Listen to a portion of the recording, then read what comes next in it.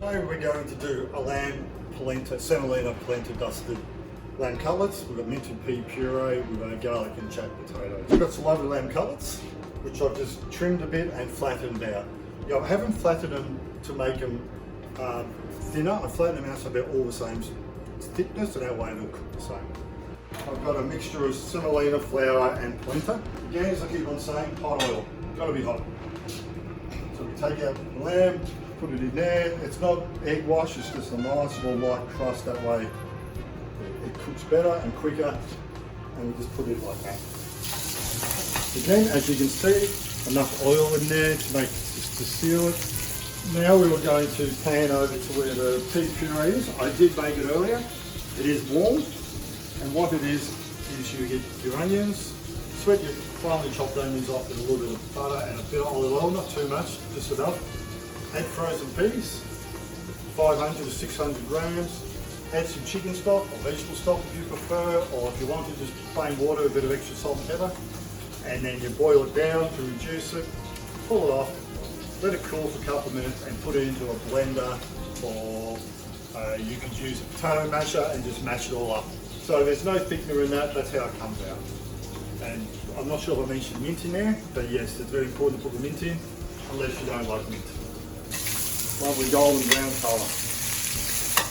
So we let them seal a bit longer, and then they go in the oven.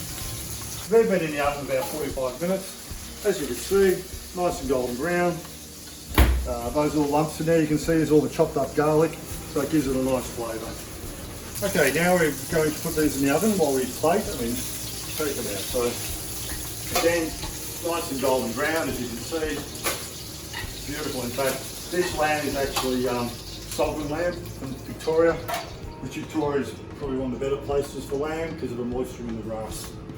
So we put it into our trusty oven. Again, any oven will do, and leave it in there.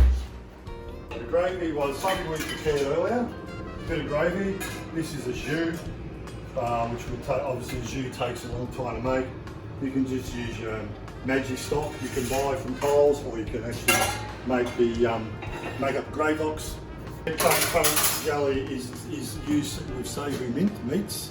It's not a jelly like a lime jelly, so you couldn't make your trifle with it either. So you put a little bit of that in there, and that just gives it a bit of sweetness to the jus. And lamb and red currant is very traditional together. So there it is there.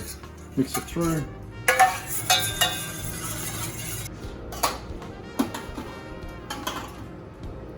And put our potatoes in.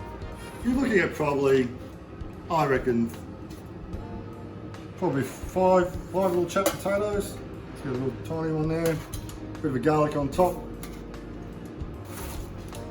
And we put it up like that. So up like that. And then again over the top. Like that. So, and then we just run the sauce over the top like that. A bit more. Just on top. And Sam, our camera lady, likes me to use a lot of cracked black, so I'll just give it, not a lot, a little bit of cracked black I should say, just so it looks better in the photos. And here's our meal. That is our special. You will see it in the coming future. Thank you.